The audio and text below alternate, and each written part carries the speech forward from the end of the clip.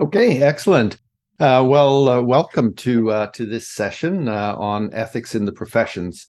My name is Dwight Maholitz. I'm the president of Effective Managers, a management consulting firm that is based in Canada and that operates globally. I'm very interested in the profession of management consulting. Of course, that's my profession. I've been in it for the last 20 years, in the last 10 running my own firm, and a consumer of management consulting services before that. And one thing that's really kept me interested is the difference between the industry of consulting and the profession of consulting. And it's interesting that I think ethics, the code of ethics of individuals who are management consultants, is what differentiates the profession from the industry, if you will. So I've thought a lot about ethics and I've thought a lot about professions. So I was just delighted when John invited me from the institute to chair this panel. So I'm very much looking forward to the session today. Just a couple of notes. This session is being recorded, and it will be posted later. So just for you to be aware of that. All of you are muted, but we do want an interactive session. So please do use the chat box to ask questions as we're going through. So if it's a thought that occurs to you that you'd like to share, put that in the chat box. Or if it's a question that occurs to you that you'd like us to address, please also put that in the chat box. Neil is here. He'll be monitoring this, and I will also be monitoring the chat. So we'll build that in as we go along. So please do participate to the extent that you're able. I think that's what makes these things really come to life. In terms of our program today, I'm going to introduce the panelists in a minute, but I just want to set up kind of the thinking that I have for what's happening. Ethics is important in society, and ethics, trust, our ability to rely on others to do what they say they will do, is really a foundation of how we succeed in our societies and in different cultures of the world. This collaboration of human beings with each other is really, really important. And I've been seeing over the last perhaps decade, perhaps less than that, just increasing me-ism, people feeling that their individualism is more important than everybody else's individualism. And of course, the right to individualism, our self, our importance of self is incredibly important. But when we think about society, what's best for me as an individual isn't always what's best for society. And I just see cropping up more and more examples of this. I use an Android device, so I was reading my Google feed one night, and there was the 40 top hacks for success and saving money in life, and I thought, wow, that's got to be interesting. So I looked through it, and the first hack was that if you want to get a free breakfast, drive by a hotel or a motel that has free breakfasts for guests, walk in as if you know what you're doing, help yourself to the buffet, and you can walk out and you'll have a free breakfast. And they, wait a minute, this isn't a hack. This is illegal. This is unethical. And yet it not only was submitted by someone in their thinking that this is a good thing to do, it was actually published. So that got me thinking a little bit about how does that apply to professions, because professions are made up of individuals. And if we look at some of the increasing number of scandals that are happening, we have to really wonder what is causing these breaches of ethics in very large, very well-known companies. You look at the banking scandal in Canada and the US, where they were setting up fake accounts for individuals. Not again in conformity with the mission of those organizations, but somehow within that organization, it became acceptable to create false accounts. Management consulting firms carrying out very lucrative contracts in order to profit from them. But those contracts really working opposite to the best interests of society. And more recently, I've seen scandals where senior executives and management consulting firms were cheating on their ethics exams. I mean, what's going on there? If the ethics exam is something that can't be trusted. So these are all issues that play around in my mind about how can we in society come to trust our professions and ensure that not only we as individuals, but our professional firms and our industries are behaving within ethical standards. So that's a great way for me to introduce our panel, because I'm really looking forward to the comments that they might have. So first, I'd like to introduce David Page. David, you can catch people's attention there so they can see your smiling face. David is the managing director and legal fee advisor.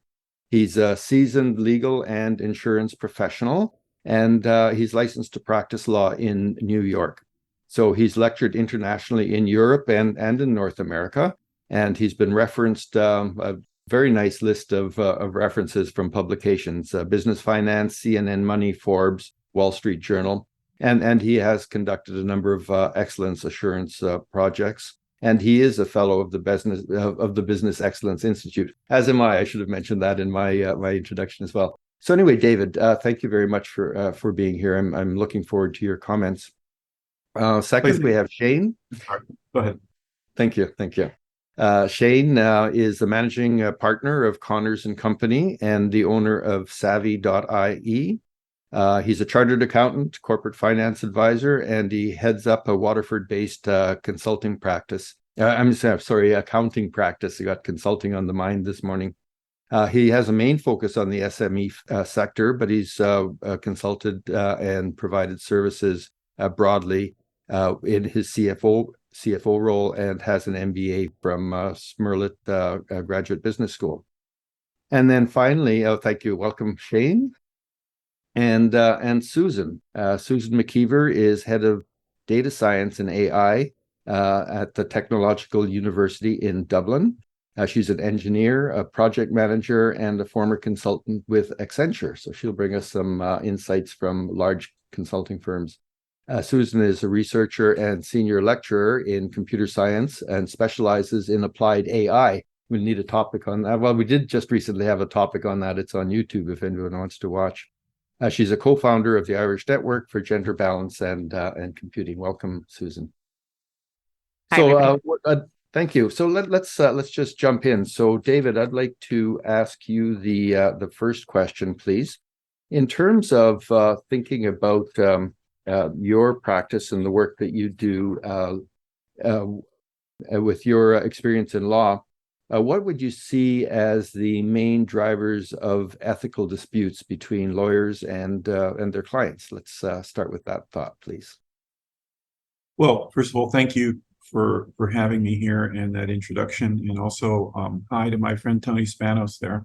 I haven't seen him for some time. But in U.S., Canadian, and to some extent also UK markets, for the most part, the issue of ethics in law comes down to trust. It's trust between the client and between their lawyer. And the question of trust has eroded in the last number of years in a number of areas, such as conflict of interest or other situations. What I am going to be concentrating on today, and I wanted to bring to everyone's attention, is the deterioration of trust between lawyers and their clients with respect to their fees. In other words, how can a client be sure that their lawyer is acting in an ethical and reasonable manner in how they are charging? I want to emphasize that most lawyers and law firms do a very good job at this. They do disclose their fees, they disclose the basis for their fees, and are available to discuss. But there is a very reasonably large minority that abuses this process. And so this abuse of process with legal fees does erode what the client is thinking about their entire relationship with their lawyer. And that comes down to whether the lawyer is charging a reasonable rate, is putting one lawyer on a task versus 400 lawyers on a task. We've all experienced, or some of us have experienced, talking to a law firm about a question and perhaps having 10 lawyers on the phone and not understanding that they're all charging for that phone call. This and other situations with lawyers and their clients brings the client to think, perhaps my lawyer and my law firm are thinking more about themselves than they are about my problem as the client. There are fee dispute mechanisms that sometimes work, but overall, this issue is a very prominent issue. And the American Bar Association and in the UK, various authorities have been looking at this for at least the last 35 years, trying to work on this problem. So that has persisted and has also grown. That's what I'll be talking about today. Okay, excellent. Thank you. So some questions already popping into my mind to follow up on that, David, and everyone, please do think about that and do use the chat box to log these so you don't forget these important questions. Shane, I'll now turn to you. You have a broad financial perspective of companies generally. Within the accounting profession, given all of the different kinds of scandals that we've seen, many of them based around accounting, what are some of the things that the accounting profession could do to lessen the incidence or the number of these scandals? And good afternoon, all. I guess a couple of things I'd like to speak to you guys about today. The first one is, from an accounting perspective, the increased complexity of financial transactions and the increased complexity of financial markets has resulted in a significant increase in the on the level of compliance required and the level of reporting required. But it also has led to a situation where financial information and the preparation of audited financial statements and indeed unaudited financial statements, there are different interpretations as to how certain financial transactions can be treated. And as a result, that has led to some of the issues you're alluding to, Dwight, where one person could form a view and one auditor could form a view on how a transaction should be treated, and another auditor could form a different view. And meanwhile, ultimately, society fails as a result of that, because it ends up in a courtroom, and the courtroom is, well, what's the interpretation? Well, I took a view on what the legislation said, and as far as I'm concerned, I did my job. The US is an outlier in this regard, but if you look at Europe in general, with the financial scandals that have taken place, and specifically where audit firms have been involved, in general, the repercussions for those businesses and for the clients, and also for the accountancy firms themselves, they haven't been catastrophic. And like, the ethical framework is there, right? The ethical framework hasn't changed throughout all our business careers, right? The ethical framework, specifically around accountancy, it's built on five fundamentals. Those haven't changed, and yet here we are, year after year. There are people within organizations who don't abide by the rules. And I guess what I would like to explore some more with people today is, what are the reasons behind that? I mean, I have my own views that it's first of all, the repercussions for those companies aren't strong enough. So the fines or the penalties or the implications for the individual and for the firm aren't as strong as they could be, or take too long to be enforced. And second of all, that the reward systems for these individuals and by nature of, and this is exactly what David was making earlier, by nature of the way people are incentivized, you're always going to have a position where the pressure on fees and the pressure on performance is going to lead people to perhaps make some questionable decisions ethically. Mm-hmm. And that's more or less where I'd like to. I guess really what I'd like to try and see see come out of it all is that there is a movement and an acknowledgement that actually, and you said it right at the top twice, ethical behavior is actually a good thing. Mm-hmm. Okay? How many accountancy firms, right? How many accountancy firms, what accountancy firm have we ever seen who advertises and says we're an ethical firm? Mm. I've never seen it. They all have brilliant ethical statements, right? They're all internal documents. And they're fantastic documents. We don't do this, we don't do that. We treat our staff well. We don't have conflicts of interest. We don't overcharge them. That's all fine, right?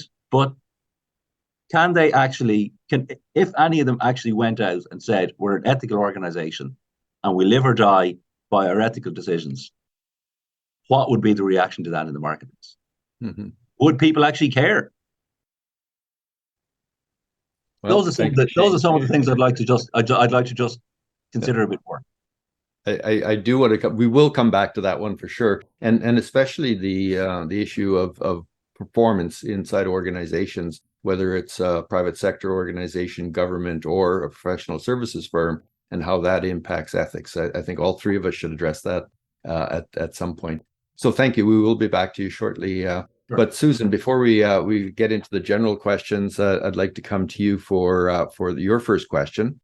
And particularly because of your background in one of the big firms. So what are the pressures on today's professional services firms that lead to these kinds of ethical challenges that we've been talking about and hearing about on the news?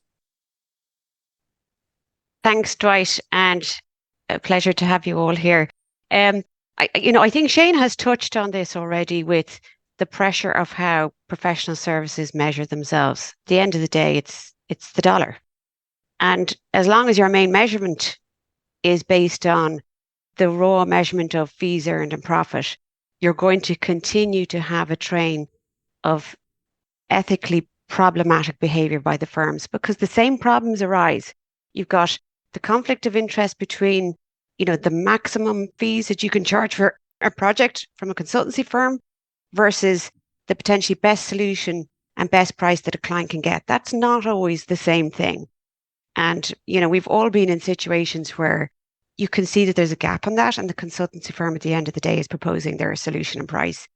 And there's other, I would look also internally. I think it's really important that we look at ethical behavior as it's encouraged at the employee level within these professional services firms.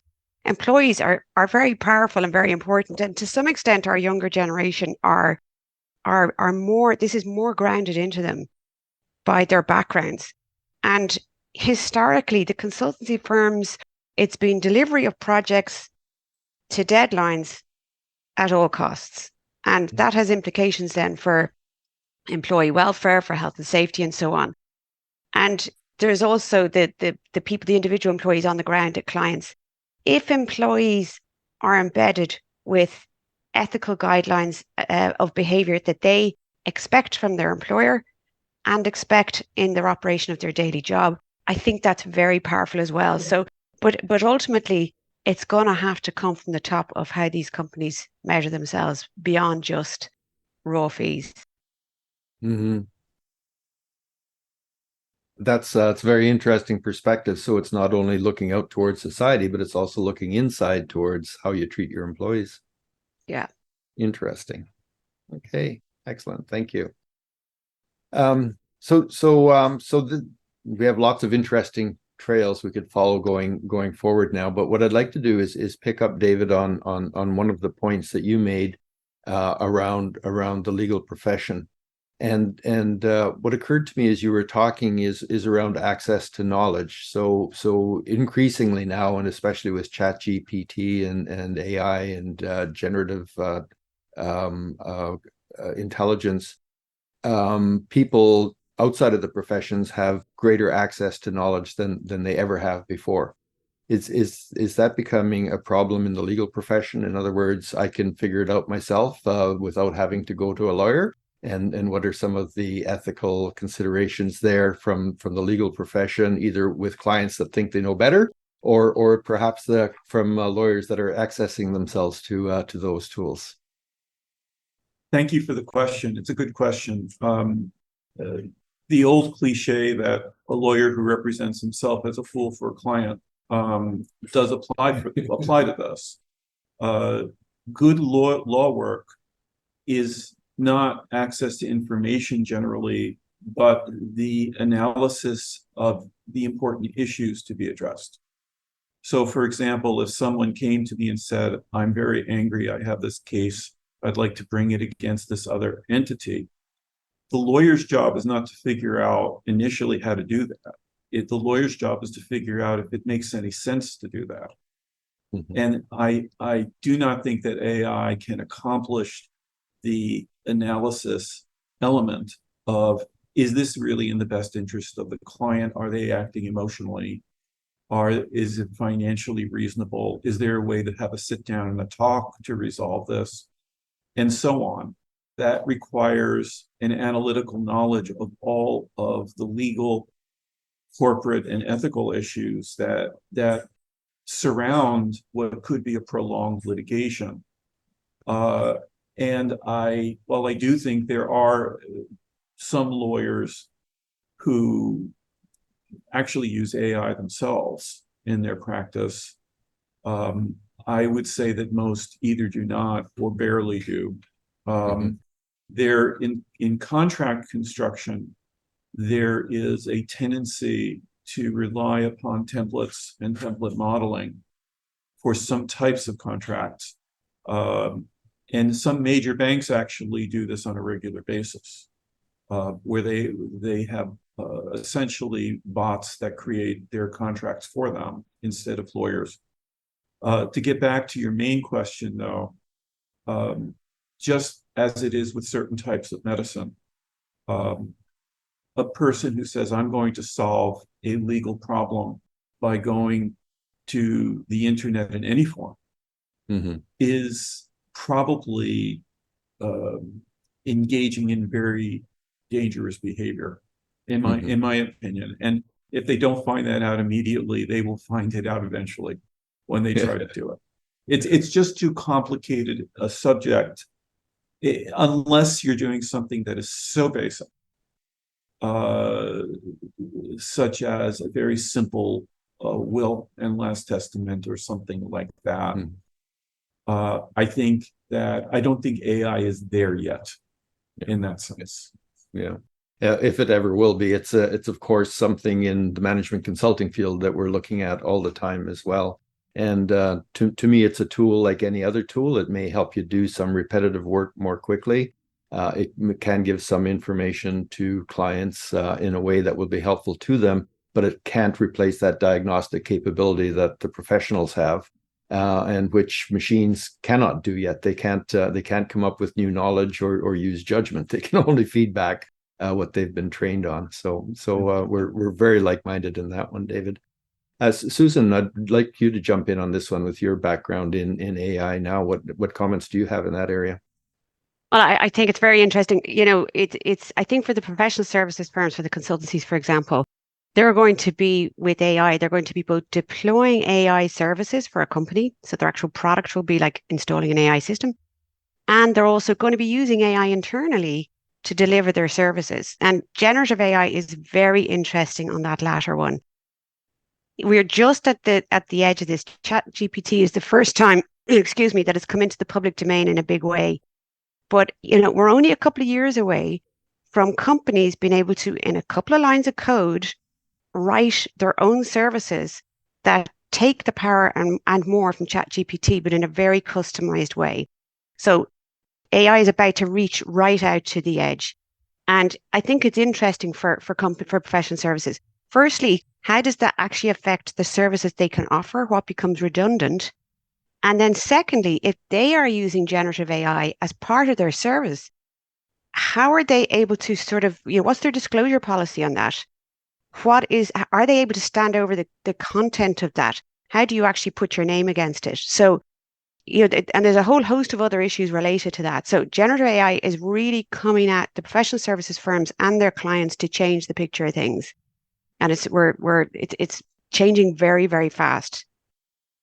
And that's the point I was getting to with this, given the topic of our session today is around the ethical considerations about how do you use tools like this, which are very powerful in terms of disclosure. Yes, that's right. And there's the disclosure issue. So who created the content? No client is going to pay you for something you generated with the prompt to ChatGPT. And then, so what's the disclosure policy? And then also there's, the correctness of it. This is something which goes right back into how we teach our students too and our employees. Your ChatGPT at the end of the day is just it's trained. It's clever. It's got trillions of parameters, but it's just trained. So the actual standing over it. And then there's also the bias and the fairness and all those other issues related to AI. There's a whole host of ethical issues around the actual intelligence that you're generating and to what extent it's trained on previously biased or fair data. That is really, really key for professional services firms to be able to, again, stand over both, what they're giving to their client and what they're putting their stamp on and so on. Thank you. I hadn't thought of that. So that is also a real ethical consideration is based on the training models that are out there. Do they really represent fairly how we would want our firm to use information that's available? Absolutely. Thank you. Thank you very much. Shane, so interesting, a little tributary down AI there, but I think there are huge ethical considerations. John, maybe we need a panel just on that at one point. Shane, I'd really like to come back to the comments that you were making around performance, because on the accounting side and the financial side, you really do see the drivers for the dollar, the bottom line, the shareholders' requirements. How can you say more a bit about the ethical considerations there and how companies need to position themselves? Sure. Well, I guess if you look at your typical mid-tier or large accountancy practice, first of all, because I can speak both of have my own views on the smaller ones as well. But the mid-tier ones, so typically you go in as a trainee, you work pretty hard. If you've got the skills and you've got the ability, you make partner when you're maybe 30, 35, and you are out the door when you're 60. Okay, so they've spent 25 years building skills, and that skill base walks out the door, right? So in that 25 years, you've got to, and particularly if you're a senior partner and on the management team and so on, you've got to leave a legacy in that time. So what's your legacy going to be? Well, it's looking at the firms in Ireland and in the UK, it's all about growth. So we grew turnover. Well, how'd you grow turnover? Well, we've increased staff numbers, right? Where it's growth for growth's sake in a lot of cases. The pressure on getting staff, the pressure on retaining staff. It's all of those things feeding in how you manage conflicts of interest, how you divide up your consulting business from your compliance business. I mean the AI and all the AI stuff coming down the track is really going to make the compliance business really high volume, low value stuff, right, in the future, because as Susan said, nobody's going to pay you for that stuff, right? So it's all about the advisory piece. So do you start undercutting on prices on compliance work in order to get the meatier stuff on the advisory work? These are all the tensions that are always are always there, and the reward systems that are in place, they're not fit for purpose, because it's all about the shareholders. It's actually not about the stakeholders. Mhm. It's the Milton Friedman kind of way of looking at it. The dilemma between, well, is your responsibility to the shareholders or to the wider stakeholders, and to society at large. So that is, the smaller firms, then it's a slightly different dynamic for those guys, in that for a lot of those guys, actually their issue is staying in the business, and the exit mechanism for those guys isn't the same.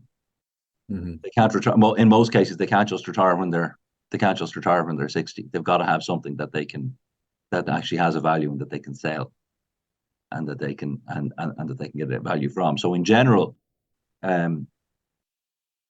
it's all about, for those guys, it's all about their reputation now. Yes, of course there are some outliers in that. Of course there are, but in general, the smaller practices, the big challenge for them is, and what's coming down the track, is having access to key staff and the knowledge in house that actually they can provide the service that their clients need and that their clients require. And that's the big ethical challenge for them, how they manage that process. So what I hear you saying is that that need to grow, that need to satisfy shareholders, that need to leave your mark on your company, could create an ethical dilemma in terms of we have to sell these projects, we have to make this much money, ethical considerations aside. Yes, absolutely. Yeah, absolutely. And the other consideration in all of that then is, well, if I do something wrong and I get caught, well, what's actually going to happen? Mm-hmm. What does happen? What does happen, and how is all that going to work? Yeah.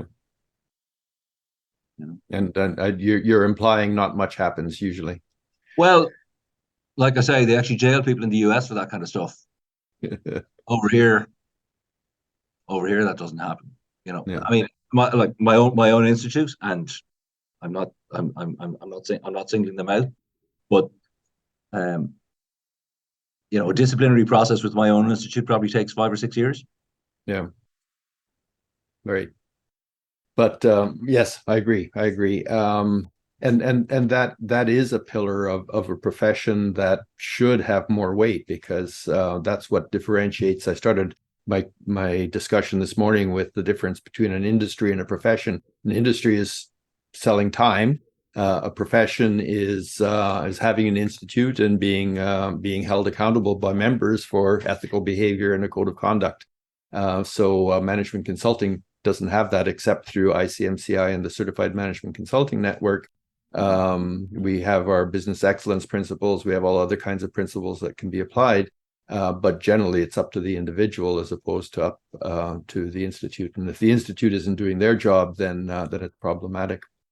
David, you've been waiting patiently. I know I need to come back to you because you said you wanted to follow up on the thoughts about client relations. So I did want to hear what you had to say about that. Thank you. Something that you were just talking about, the difference between an industry and a profession, brought something to mind. When I was a general counsel of a company in the US, there was one firm that I preferred to deal with because their professional and ethical outlook, and as John might say, their excellence, was reflected in the way that they responded to me. The firm was a very good firm, and the lawyer I was dealing with on, it turned out, employment issues, the way that he demonstrated excellence was through enormous efficiency and knowledge. So let me just explain this. in the position of general counsel versus being a private lawyer, I needed answers fast. They had to be dependable. And at the time, I probably would not have been interested in an AI answer. I wanted an answer based on experience. Yes. This lawyer, although he had one of the highest rates per hour, I could call him. I could say, I have this esoteric question. He usually gave me an answer in 15 minutes, which turned out, despite the rate, was more economically feasible for me. I thought it was great because he did not employ a battalion of associates to draw up a memorandum that I did not need. And he was the only one on the call charging me. Yeah. And not only was it financially wonderful, but it was ethical in the sense that it created a bond of trust that is essential, at least in the legal profession. And I would contrast that with a corporate view or an industrial view of the legal profession, where it's about finding profit centers. It's about finding ways of perhaps not employing a lawyer with a great deal of experience or insight in that manner. So what I'm trying to say here is that lawyer gave me efficiency. He gave me accountability in that he was available very easily, which is a huge thing for people with their lawyers. They want to talk to them right away. Yeah. The other is they want to be able to trust that the judgment and knowledge they're giving is reliable. I would say this all goes back to John's comment about excellence. At least from a corporate perspective, having that kind of access, the financial reward to the lawyer in the law firm per hour starts to become irrelevant. And because it is so fast, it is so good and can happen immediately.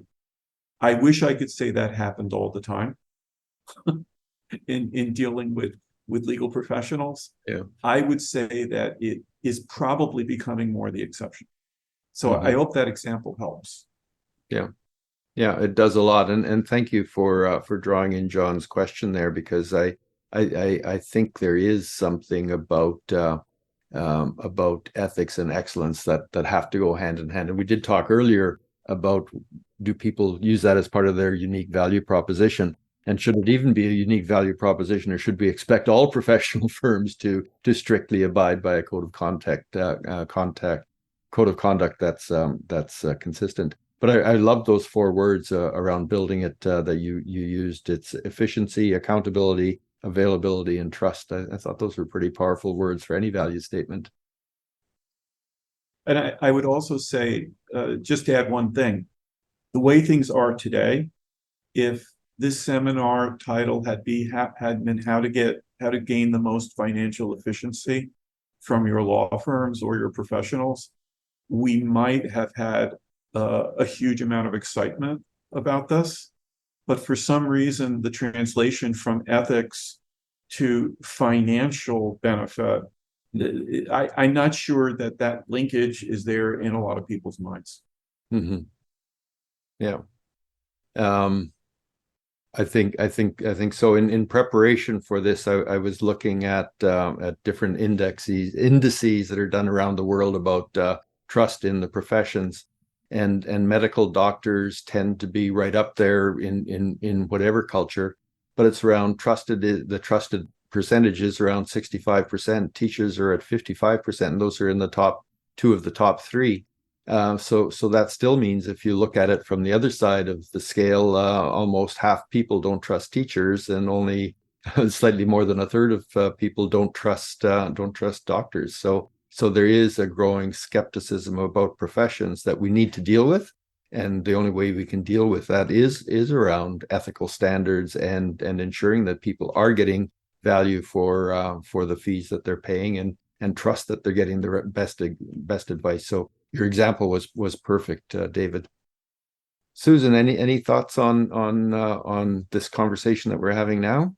Yeah, it's one thing that strikes me is, I think about the reality on the ground of calls for proposals coming in to a consultancy firm, and you very quickly scramble into the mode of writing the proposal, and time is of the essence, and you've got 2 weeks to write, and there's a team of you, and you're just going hell for leather at it. And I'm putting that against the kind of juxtaposition of the requirements of having an ethical proposal. Should you do the work? Is it ethical? What are the conflicts in terms of fees? All sorts of other things. And, one of the things we do on the academic side is you can't do any research project until you've passed an ethical project statement. And it's very, very thorough. Now, I know the professional firms do this to some extent, but it does vary. But it really strikes me that in the consultancy firms, that step, that ethics check and sign off on projects at the early stages and at interims during the project is really important. And this is a very pragmatic implementation side that I'm talking about, but it can't be form filling. We all know what it's like signing forms off, filling forms, yes, yes, yes, whatever. It has to actually be almost like a standalone unit within the organization or a standalone person within a smaller firm that really it's their job to know that the work that's been done is an ethical project in the first place, that it's been done in an ethical way, and that there's more than just the upfront check. And it has to come from the top though, but you actually need to cement that into your processes. No. I think that's bang on. When I work with my clients, there's often questions about the culture of our organization. How do we create a better culture or a stronger culture? And my answer is always culture equals values plus action. So you can have the value statement, but unless starting at the top, you hold everyone in the organization accountable for working within those values, you're not going to arrive at the culture, because people soon see that if the reward comes to those who sell more at any cost versus those who are working within the values of the company, you know what's going to happen. People will forget the values. They're going to go after what's rewarded. Yeah. Shane, I'd like to come back to you. You gave a really nice overview in terms of ethics within accounting firms themselves. Maybe I'm putting you on the spot a little bit here, but I can turn it over to the other panelists as well. But what is the impact of ethics inside the client organization? So performance drives people's behavior because people, the CEO has certain requirements for shareholders. In the banking scandals that it happened in the US, which opened inquiries by new journalists in Canada, and the same things were happening where people at the front line were opening fake accounts and selling products that were not necessary because they needed to meet the targets. Now, the CEO, I'm sure when they're setting the sales targets, didn't say, let's set up fraud accounts and sell products that people don't need so we can meet our targets, but they set very aggressive targets to meet shareholder requirements, which then drove performance that was unethical, although perhaps not knowingly. So what have you seen? What observations do you have for us? What I would say that, and actually your point about the US and Canada is bang on. So post Enron, they introduced Sarbanes-Oxley as you guys are probably aware of what that is, but effectively now it does only relate to technically it only relates to publicly traded companies, but there are certain there is a certain level of compliance built into that sitting behind the actual reporting. That organizations actually welcome it, and there's been a lot of research done on this that actually the businesses themselves, because they're forced, and the professional firms themselves, because this additional reporting is mandatory, and the additional checking specifically around internal controls and everything is a requirement. Actually, the senior management team have access to much better information. So if you've got much better information, you can make much better decisions. So that was So it's a symbiotic relationship then with your accountant and your advisor. It's not just about the compliance anymore. It's all about the advisory piece, getting the information. What does it actually tell us, and what should we be actually doing here? Unfortunately, I guess it hasn't really it hasn't necessarily trickled down in terms of, you know, with a number of the smaller firms and so on. But certainly the you know, with the advances in AI and the various accounting software and CRM systems and everything that are there now, access to information in real time is now the norm. Financial information. That being the case, then, if something is awry, the level of detection and the speed at which it's detected should be far quicker. So, all other things being equal, if there is a problem, it should be identified quicker, and there should be less of them as a result. Yeah. So, in other words, if the CEO is setting certain goals, then there should be much faster feedback to that faster feedback is something working. If there's an anomaly, where is it? What are these guys doing that maybe they should, that either, if it's working really well, should we roll that out across the organization, or actually are they doing something they shouldn't do, in which case we nip it in the bud.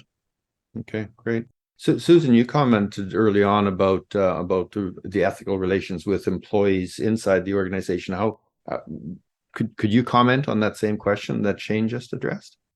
Well, you know, that example and that you started out when you asked Shane about the fraudulent accounts being set up, that firstly, the employees were able to do that, and secondly, they did it, you know, which both of which are shocking. Yes. And, you know, when it comes to ethics with employees, sometimes it's a day one or a week one orientation exercise where here's our value system, and it never really comes back after that. And you can't do that, because employees will absorb in and stay if the culture is what matches them. And if you don't have an ongoing treatment of the employee that treats them ethically, don't expect them to treat your company ethically. Like, people, you know, are, in my opinion, are more likely to do the right thing if they feel in a good place with their employer. Now, of course, there have to be checks and balances to prevent them, but they tie in with the organization's values. And it's one thing to have the values in your mission statement, but you have to perpetuate it down to your employees and your clients. And of course there are ways to do it, but it takes time and it takes money. But you have to do it. It can't just be in words. And you know, you get if you look at big tech, for example, you know, some of them were losing employees who said, I don't like where this company's going. I don't like what's happened as a result of its data analysis or whatever it is. So employees will walk if they don't agree, but you really have to embed the values and take the time of that in your employees, but it has to be core to your culture.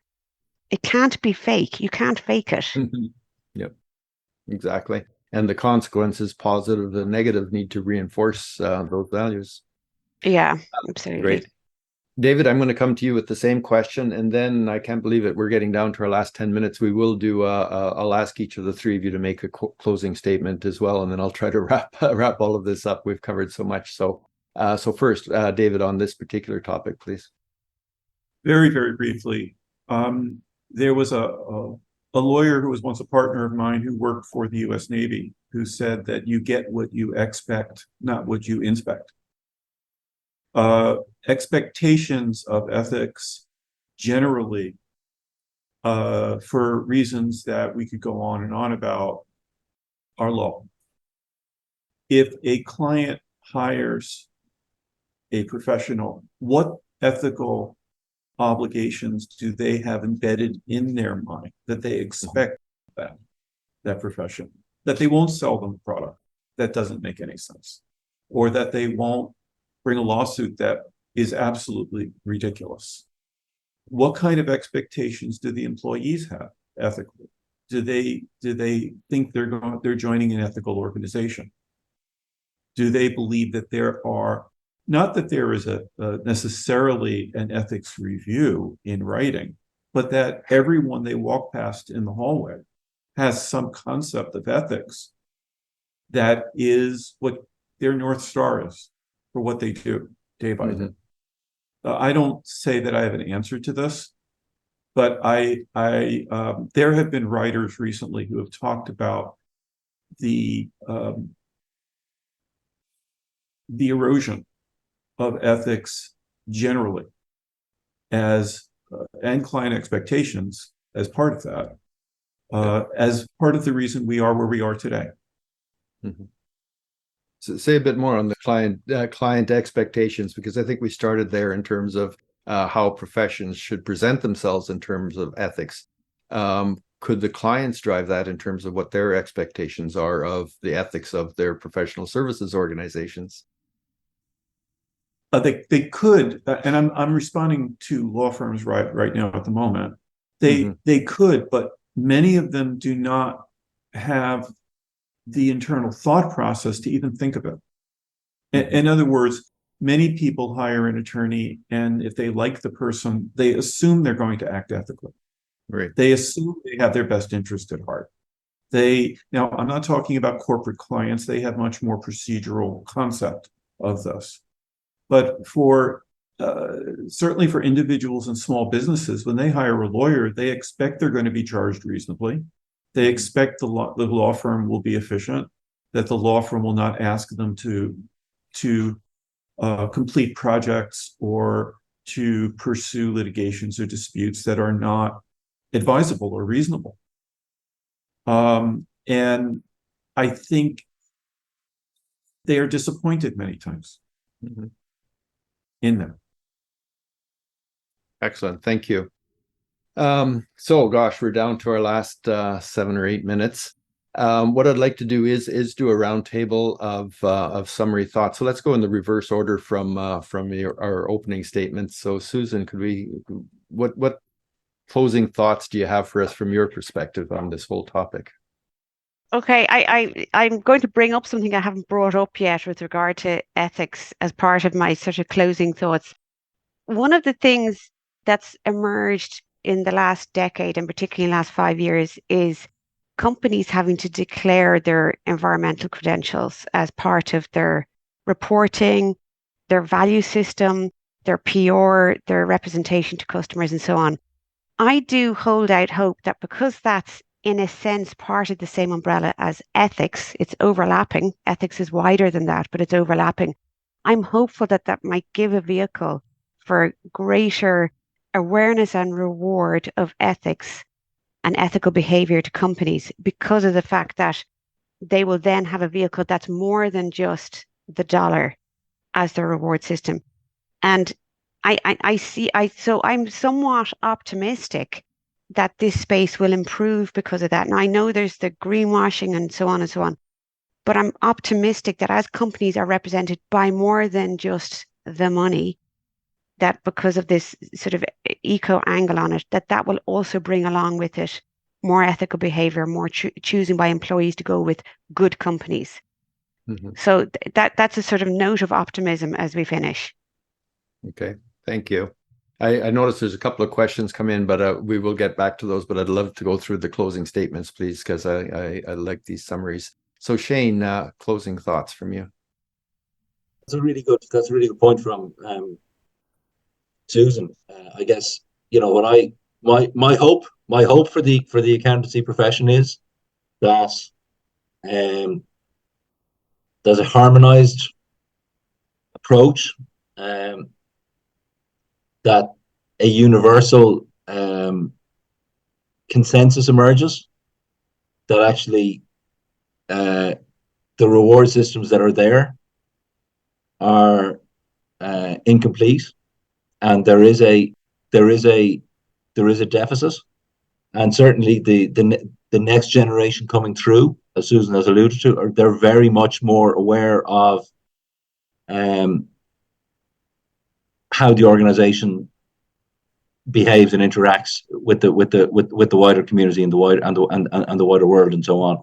And I would like to think that over the next 5 to 10 years, we're going to see a fundamental shift in the way professional services and the people within professional services are treated and rewarded, and that people aren't afraid to actually hold themselves out and say, we're an ethical company and we hold ourselves out to the highest standards. Because it's there in all other, clothing companies, manufacturing companies. They all hold themselves out. They can all say ethically sourced goods, whatever it is, back to what Susan was alluded to. Why not be brave? And why not run with it and say, we're a professional services firm and this is actually what we're going to build our future on?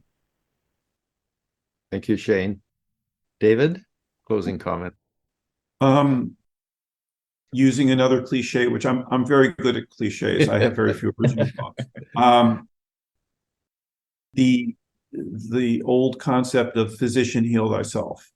I believe professional organizations have an obligation to police their professionals as individuals, as people. I think if you hire good people, you will have ethical professionals. I believe that, for example, one should be asking, is this person trustworthy? One should be asking, is this person likely to put their clients before themselves? Is this person likely to care enough about the profession not to engage in unethical, dishonest, or untrustworthy behavior? Right. Unless the professions work at this themselves, I am not optimistic this will change. Yep. Thank you very much. The question I'd like each of the three of you to answer this, because I think it's a great closing question. Then I'll have maybe a 1 minute wrap up. Is ethical behavior a function of character, or is it a function of the environment and the leadership within which you're working? Susan, starting with you. I would have to say, I think it's a function of environment, much and all as I'd love to say it's a function of character. But, if you were to bring it away from organizations, if you were to look at the ethical behavior of your neighbors and how good they are to each other, it's all hunky-dory until there's a food shortage. So, it's a function of, in some ways, ethical behavior is a reflection of the environment that we work in. And to some extent, it can be treated as a luxury. You can invest in ethical ways of practice and so on. Your fees are falling. What happens? Everybody gets hungry for, at the end of the day, what the most important one is. So I think it is a reflection of an influence of the external environment, and then that goes into the internal environment. Thank you. And by the way, I don't think ethics are a luxury, but I think just in answering my question, it's the context of it. Gotcha. Shane? I definitely think it's more environment led than character. People obviously have their own set of values, and they're born with those values. But business owners tend to surround themselves with like-minded people. So I think the environment has an awful lot to do with it. Thank you. And if it's not led from the top, it's not going to change. Yep, agree. David? All of the above. I think that it starts very early. I think that ethical and civic education has fallen by the wayside. I think the study of philosophy is discouraged. I'm all for STEM, but I'm not for the concept of a powerful engineering mind without an ethical foundation. Scares the daylights out of me. And I think that in many people's minds is where we're heading. I'll just end this comment by saying I have a daughter who is a professor at a university who has been telling me that liberal arts education in the United States is being thrown out in many university and college settings. And I can't think of anything worse. Thank you very much. Thank you, William. That was a pretty good question you asked there. Appreciate that. And I'll answer it as well. I agree. I think character has a lot to do with it. People do have value sets that they abide by, But if you're working in an environment where you're rewarded to do things which normally you would not do, but it seems to be the right way to do things, and all of your colleagues and peers are doing it, and leadership is endorsing it, people will start to drift in that direction. So I think it does start at the top of the organization. I do believe there is a drift now in ethical behavior, and I gave you that example of the life hacks. More and more citizens are believing that they can do something because it's convenient or it benefits them, when it might not be the best thing to do, and they know probably in their value set that it's not the best thing to do. And yet everybody seems to be doing it. So why not? I get a free meal, or I get a free refill, or whatever that might be, or I get my bonus at the bank because I sold these extra accounts. So I think this kind of turns the corner onto us in terms of professional organizations, because society does need to come to grips with these in all cultures around the world. And we as professional organizations and leaders in our professional organizations need to ensure that we're sterling in this regard. We have to set the example, and we have to help to ensure that society is taking the right steps to ensure that we can expect ethical behavior and that we can trust our professional services to provide the services that we're expecting. So on that note, we're gone a couple of minutes over. I do appreciate the panelists for your very insightful and thoughtful comments, and for the time it took you to prepare for this. Thank you, Susan, David, and Shane. I appreciate that very much. Nicola and Neil, thank you for all of the work you did to get everything here and people in the room. To John for this thought and for inviting us and putting this panel together. Thank you very much for your leadership in this. And to the participants, thank you for joining us today. It's a very important subject. As David mentioned earlier, it's not as well attended as perhaps some of the other topics might be, but I think it's fundamentally important. And this kind of exercise, and through it being posted on YouTube and its promotion later, will help to draw attention to this really important area of ethics in the professions. So thank you very much for your attention today, and I appreciate your time.